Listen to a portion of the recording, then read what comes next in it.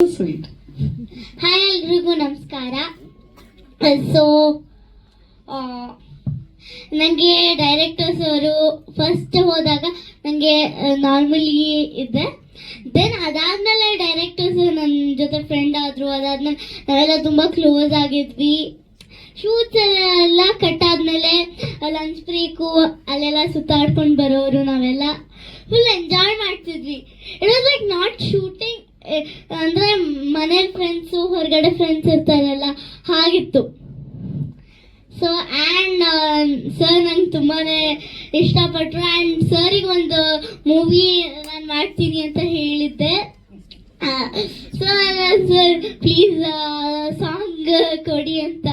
So ಅದಕ್ಕೆ sir ಒಂದು song create ಮಾಡಿದ್ರು. ಸೊ ಅವಾಗಲೆಲ್ಲ ದೆನ್ ಒನ್ ಡೇ ಏನಾಯ್ತಂದ್ರೆ ಊಟ ಮುಗಿಸ್ಕೊಂಡು ಸರಿಗೆ ಹೇಳಿದೆ ಕಾಂಚನಗಂಗಾ ಅಂತ ಒಂದು ಶೂಟಿಂಗ್ ಸ್ಪಾಟ್ ಇದೆ ಸರ್, ಅಲ್ಲಿಗೆ ಹೋಗೋಣ ಅಂತ. ಅಂದರೆ ಸುತ್ತಾಡೋ ಟೈಮಲ್ಲಿ ಆವಾಗ ಸರು ಕಾಂಚನಗಂಗಾ ನಂಗೆ ಭಯ ಆಗುತ್ತೆ ದೆವ್ವ ಹಾಕೊಂಡ್ರೆ ಅಂತ ಹೇಳಿದ್ರು. ಹಾಗಾದ್ರೆ ದೆವ್ವ ಸಾಂಗ್ಸ್ ಎಲ್ಲ ನೀವು ಮಾಡ್ತೀರಾ ಅಂತ ಹೇಳಿದ್ದೆ. ಸೊ ಮೂವಿಯಲ್ಲಿ ಸರು ಎವ್ರಿ ಒನ್ ನನಗೆ ತುಂಬಾ ಫ್ರೆಂಡ್ಲಿ ಆಗಿದ್ರು. ಆ್ಯಂಡ್ ನಂಗೆ ತುಂಬಾ ಖುಷಿ ಆಯಿತು. Thank you.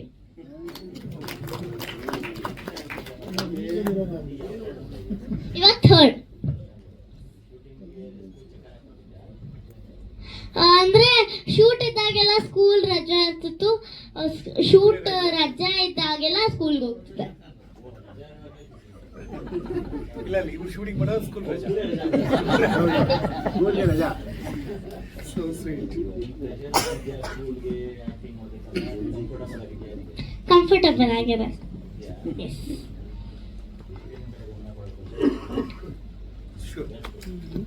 ನೀನು ಏನಾಗಬೇಕು ಅಂತಿದ್ಯಾ? Business women. ನೀನು ಆಕ್ಟಿಂಗ್ ಮುಂದೆ ಮಾಡಬೇಕು ಅಂತಿದ್ಯಾ ಬೇಡ ಅಂತಿದ್ಯಾ? ಆಬ್ವಿಯಸ್ಲಿ ನಾನು ಮಾಡ್ತೀನಿ. ಆ್ಯಂಡ್ ಚಿಕ್ಕವಳಿದ್ದಾಗಿಂದನೂ ಮಾಡಿದರೆ ದೊಡ್ಡವಳಾದ್ಮೇಲೂ ನಾನು ಬಿಸ್ನೆಸ್ ವುಮೆನ್ ಆಗ್ತೀನಿ, ಆಕ್ಟ್ರೆಸ್ ಆಗ್ತೀನಿ. ಹೇಗೆ ಮಗಳೇ ಎರಡೆರಡನ್ನ ಒಟ್ಟೊಟ್ಟಿಗೆ ಸಂಭಾಳಿಸೋದು? ಆಫೀಸ್ ಅಂದರೆ ನಾನು CEO ಆಗ್ತೀನಲ್ಲ, ಕ್ರಿಯೇಟರ್. ಅವಾಗ ನಂಗೆ ರಜಾ ಇದ್ರು ನಾನು ರಜಾ ತಗೊಂಡ್ರೆ ಪರವಾಗಿಲ್ಲ, ಶೂಟಿಗೆ ಹೋಗ್ಬೋದು. ಆದರೆ ಶೂಟ್ ರಜಾ ಇದ್ದಾಗೆಲ್ಲ ನಾನು ಆಫೀಸ್ ಮೇಂಟೈನ್ ಮಾಡ್ತೀನಿ. ನೋಡಿದ್ರ ಈ ಕಾನ್ಫಿಡೆನ್ಸ್. ಅಪ್ಪ ನಮಸ್ಕಾರ ಕಣಕ್ಕ. ಸೊ ಅವಳೆ ಬಾಸ್ ಆಗಿದ್ರು, ಅವಳು ಯಾವಾಗ ಬೇಕಾದ್ರೂ ಹೋಗ್ಬಿಟ್ಟು ಆಫೀಸಲ್ಲಿ ನೋಡ್ಕೋಬೋದಲ್ಲ ಅಂತ. ಲವ್ಲಿ. ಆದ್ರೆ ತಾವೆಲ್ಲರೂ ಸಿನಿಮಾ ಮಾಡೋರು ಒಂದು ನೆನಪಿಸ್ಕೋಬೇಕಾಗತ್ತೆ.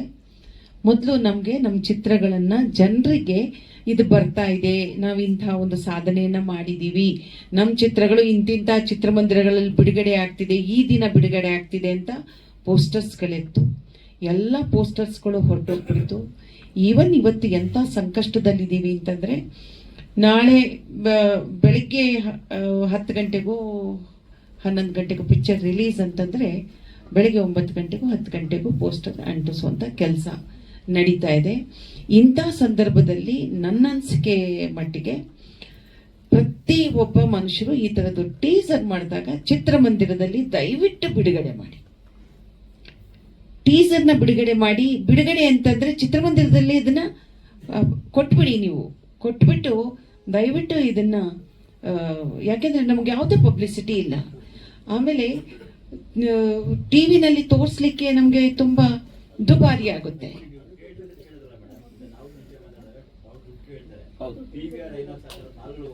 ಇಂಡಿಪೆಂಡೆಂಟ್ ಸರ್, ನಾನೊಂದು ಸೆನ್ಸಾರ್ ಆಗ್ಬೇಕು ಸರ್. ಯಾವುದೇ ಸಿನಿಮಾ ಸೆನ್ಸಾರ್ ಆಗದೆ ಅದು ರಿಲೀಸ್ ಆಗ್ಲಿಕ್ಕಾಗಲ್ಲ ಸರಿ. ಇದು ನಮ್ಮ ಈಸಿನಲ್ಲಿ ಮೊನ್ನೆ ತಾನೇ ನಮ್ಮ ಇದು ಪ್ರದರ್ಶಕರ ವಲಯದ ಅಧ್ಯಕ್ಷರು KV ಚಂದ್ರಶೇಖರ್ ಅವರು ಈ ಮಾತನ್ನ ಹೇಳಿದ್ರು. ಟೀಸರ್ಗಳೆಲ್ಲ ಒಂದು ವೇಳೆ ಚಿತ್ರಮಂದಿರದಲ್ಲಿ ಆದ್ರೆ ಒಳ್ಳೇದಾಗತ್ತೆ. ನನಗೇನನ್ಸುತ್ತೆ ಅಂದ್ರೆ, ಇಂಥ ಮಕ್ಕಳ ಚಿತ್ರ, ಸ್ಪೆಷಲ್ ಚಿತ್ರಗಳು, ಮಕ್ಕಳ ಚಿತ್ರ ಅಂತಲ್ಲ, ಇಂಥ ಕತೆ. ಯಾಕಂದ್ರೆ ನಾನು 3 ಹಾಡನ್ನ ನೋಡಿದಾಗ ನನಗನ್ಸಿದ್ದು ಇದು ಒಂದು ಮನ ಮುಟ್ಟುವಂತಹ ನೈಜ ಕತೆ ಅಂತ ನಾನು ಹೇಳಲಾರೆ, ಆದರೆ ನಿಜಕ್ಕೂ ನಡೆಯುವಂಥ ಕತೆ, ನಮ್ಮ ಕಣ್ಮುಂದೆನೇ ನಡೆಯುವಂಥ ಕತೆ. ಬರೀ ನಾವು ಗೆಲ್ಲೋರು ಹಿಂದೆ ಹೋಗ್ತೀವಿ, ಒಂದು ಚಪ್ಪಾಳೆ ಹೊಡಿತೀವಿ, ನಂತರ ಆ ಚಪ್ಪಾಳೆ ನಂತರ ಏನಾಗುತ್ತೆ ಅಂತ ಯಾರೂ ಕೂಡ ಆಲೋಚನೆ ಮಾಡಲ್ಲ.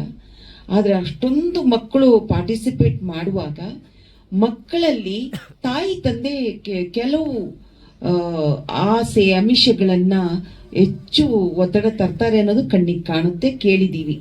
ಬಟ್ ನಾನೊಂದು ಹೇಳ್ತೀನಿ, ಒತ್ತಡ ಇದ್ದಲ್ಲೇನೆ ಪ್ರತಿಭೆಗಳು ಅರಳೋದು ಅಂತ ನನ್ನ ಅನಿಸಿಕೆ. ಎಷ್ಟು ಒತ್ತಡ ಇರುತ್ತೋ ಅಷ್ಟು ಒತ್ತಡದಲ್ಲಿ ಮಕ್ಕಳುಗಳು ಹೆಚ್ಚೆಚ್ಚು ಅನುಭವವನ್ನು ಪಡ್ಕೊಳ್ತವೆ, ಛಲ ಬರುತ್ತೆ, ಛಲದ ಮುಖಾಂತರ ಗೆಲುವನ್ನ ಸಾಧಿಸಕ್ಕೆ ಹೊರಡ್ತಾರೆ ಅಂತ ನಾನು ಅಂದ್ಕೊಂಡಿರೋದು. ಆ ಥರದ ಮಕ್ಕಳುಗಳು ಕೂಡ ನಮ್ಮಲ್ಲಿ ಇದ್ದಾರೆ, ಇರಬೇಕು. ಯಾಕೆಂದ್ರೆ ಪೈಪೋಟಿ ಇಲ್ಲದೆ ಇದ್ರೆ ಲೈಫೇ ಇಲ್ಲ.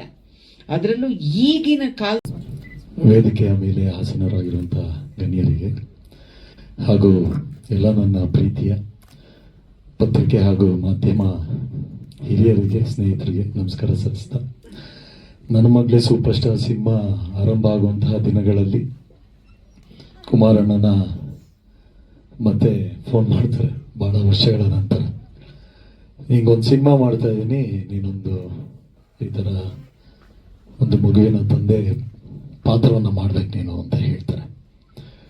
ನಾನು ನಿಜವಾಗ್ಲೂ ನಿಮಗೆ ನಾನು ಪರಿಚಯ ಇದ್ದೀನಿ ಅಂತ ನನ್ನ ಕೈಲಿ ಈ ಪಾತ್ರನ ಮಾಡಿಸ್ತಾ ಇದ್ದೀರಾ ಅಥವಾ ನಾನು ಈ ಪಾತ್ರಕ್ಕೆ ಸೂಕ್ತನ ಅಂತ ಕೇಳ್ತೀನಿ. ಇಲ್ಲ ಗುರುವೆ, ನೀನು ಸೂಕ್ತ, ನಾನು ಡೈರೆಕ್ಟ್ರಿಗೆ ಹೇಳ್ಬಿಟ್ಟಿದ್ದೀನಿ, ನೀನೇ ಮಾಡಬೇಕು, ಬಂದು ಮಾಡಿಕೊಡು ಅಂತ ಹೇಳ್ತಾರೆ.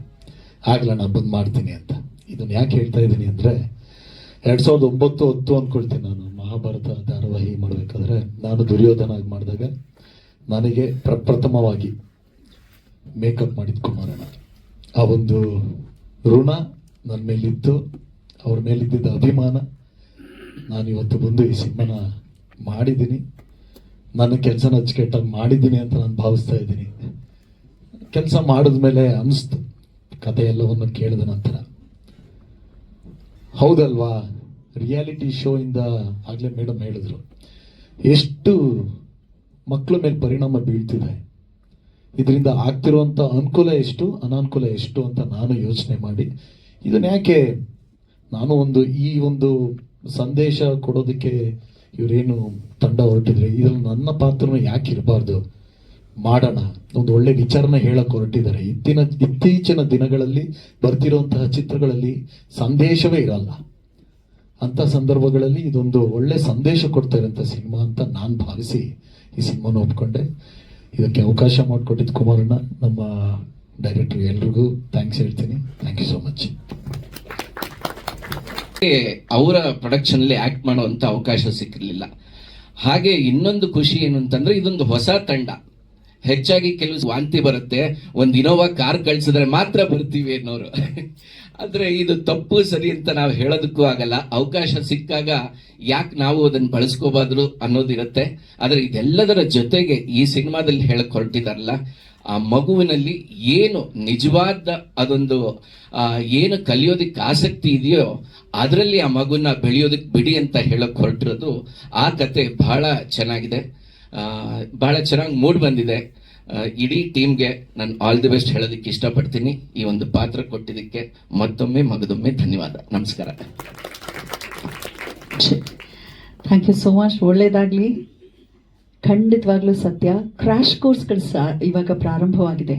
3 months ಅಲ್ಲಿ ಒಂದಿಷ್ಟು ಹಾಡು ಕಲ್ಸ್ಕೊಟ್ರೆ ಸಾಕು, ಶಾಸ್ತ್ರೀಯವಾಗಿ 1-2 ಹಾಡುಗಳು ಕಲ್ಸ್ಕೊಟ್ರೆ ಸಾಕು. ಅಷ್ಟಕ್ಕೆ ಮಾತ್ರ ರಿಯಾಲಿಟಿ ಶೋಗೆ ರೆಡಿ ಮಾಡ್ಕೊಡಿ ಅಂತ ಹೋಗಿ ನುರಿತ ಸಂಗೀತ ತಜ್ಞರನ್ನ ಕೇಳಿದಾಗ ಅವ್ರು ಬೇಜಾರು ಮಾಡ್ಕೊಳ್ತಾರೆ. ಯಾಕಂದ್ರೆ ಶಾಸ್ತ್ರೋಕ್ತವಾಗಿ ಕಲಿಯೋರ ಸಂಖ್ಯೆ ಕಮ್ಮಿ ಆಗ್ತಿದೆ. ರಿಯಾಲಿಟಿ ಶೋನಲ್ಲಿ ಆಕ್ಚುಲಿ ರಾರಾಜಿಸ್ಬೇಕು, ಅದಕ್ಕೆ ಕಮ್ಮಿ ಆಗತ್ತೆ ಅನ್ಸುತ್ತೆ ಈ ಸಿನಿಮಾ ನೋಡಿದ ನಂತರ ಅನ್ನೋ ಒಂದು ಭಾವ ವ್ಯಕ್ತಪಡಿಸ್ತಾ, ನಮ್ಮ ಪುಟಾಣಿ ಸಿಹಿ ಅಂತಾನೆ ಖ್ಯಾತಿಯನ್ನ ಪಡೆದಿರುವಂಥದ್ದು. ಬಟ್ ಆ ಹುಡುಗಿ ಬಗ್ಗೆ ನಂಗೆ ಬಹಳ ಹೆಮ್ಮೆ ಅನ್ಸುತ್ತೆ. ನೇಪಾಳದ ಹುಡುಗಿ ಆದ್ರೂ ಕೂಡ ಕನ್ನಡವನ್ನ ಅದೆಷ್ಟು ಬೇಗ ಕಲಿತು ಎಷ್ಟು ಚುರುಕ್ಪಟಾಕಿ ತರ ಮಾತಾಡ್ತಾಳೆ. ಬಹಳ ಬಹಳ ಒಂದು ಹ್ಯಾಟ್ಸ್ ಆಫ್ ಸಿಹಿ ಅಂತಾನೆ ನಾನು ಕರಿತೀನಿ. ಅದ್ರ ನಿಜವಾದ ಹೆಸರು ರೀತು ಸಿಂಗ್. ಹೇಳ್ಕಂದ, ಸಿನಿಮಾನಲ್ಲಿ ಆಕ್ಟ್ ಮಾಡಿದಾಗ ಹೇಗೆ ಅನ್ನಿಸ್ತು? ನೀನು ಕೊರಿಯೋಗ್ರಾಫ್ ಎಲ್ಲ ಮಾಡಿದ್ಯಂತೆ, ಲವ್ಲಿ. ಅಷ್ಟೊಂದಿಲ್ಲ, ಒಂದು